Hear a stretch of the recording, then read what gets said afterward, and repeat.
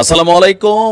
ঈদ মোবারক, ঈদ মোবারক, ঈদ মোবারক বলতে বলতে 170 বার বলতে হবে ঈদ মোবারক। দর্শক, এক ভিন্ন রকম দৃশ্য আমরা দেখলাম যে রকেটের বৃষ্টিতে একের পর এক ধাঁচা ধাঁচ করে যখন পল্ল আর ফুটলো, ভিজা গেছে। তবে এই ভিজাটা নর্মালি পানির ভিজা না, বারুদের ভিজা। জাস্ট একটা স্ফুলিঙ্গের মাধ্যমে আগুন ছড়িয়ে পড়তে পারে শত কিলোমিটার এরিয়া জুড়ে।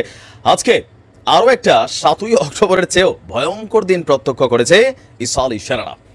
ইসরায়েলকে লক্ষ্য করে আজকে একদিনেই 170টারও বেশি, আপনি ভাবতে পারেন যে 170টারও বেশি ক্ষেপণাস্ত্র নিক্ষেপ করেছে আমাদের হিজুরা।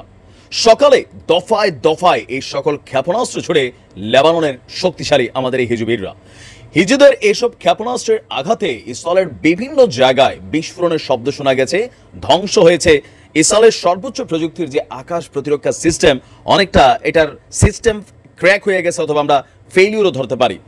আপনার ইসরায়েলি সংবাদ মাধ্যম টাইমস অফ ইসরায়েল বলছে যে গত 8 মাস ধরে চলা যুদ্ধে এটা ইসরায়েলকে লক্ষ্য করে হিজুদের চালানো অন্যতম বড় রকেট হামলা, যেটা এই পর্যন্ত আর চালায় নাই। এখন ইসরায়েলি গণমাধ্যমগুলোর বক্তব্য কি? লেবানিজ গোষ্ঠীটির এবারের হামলায় লক্ষ্য করা হয়েছে তাইবেরিয়াসকে, যেটা একটা গুরুত্বপূর্ণ এরিয়া। চলমান যুদ্ধে এর আগে এই অঞ্চলটাকে কেন্দ্র করে কখনো রকেট ছড়েনি হিজুরা।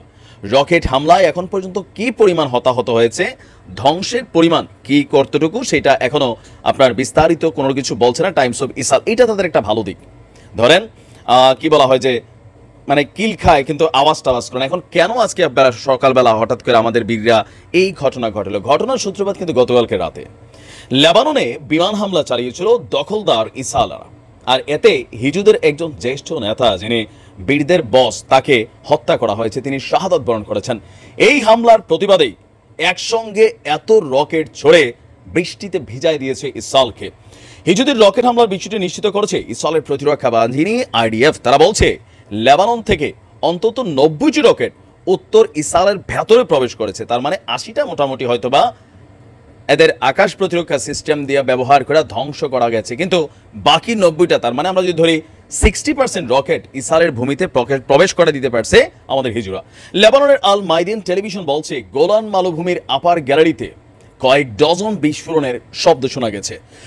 এর মধ্যে কয়েকটি ক্ষেপণাস্ত্র রামিন ক্লিফ, আল মানারা এবং আরও কয়েকটি অবৈধ যে ইসরায়েলিদের বাড়িঘর আছে সেইখানেও আঘাত হেনেছে।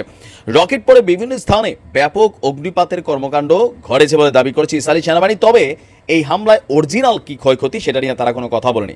প্রাথমিক অবস্থায় ইসরায়েলের 100রও বেশি রকেট ছোড়ার কথা ছিল। আর কিছুক্ষণ পর উত্তর ইসরায়েল লক্ষ্য করে আবারও আমাদের বীররা 70টা এক্সট্রা ছুড়া দিচ্ছে। ইসরায়েল দাবি করছে এসব রকেট খোলা জায়গায় পড়ছে।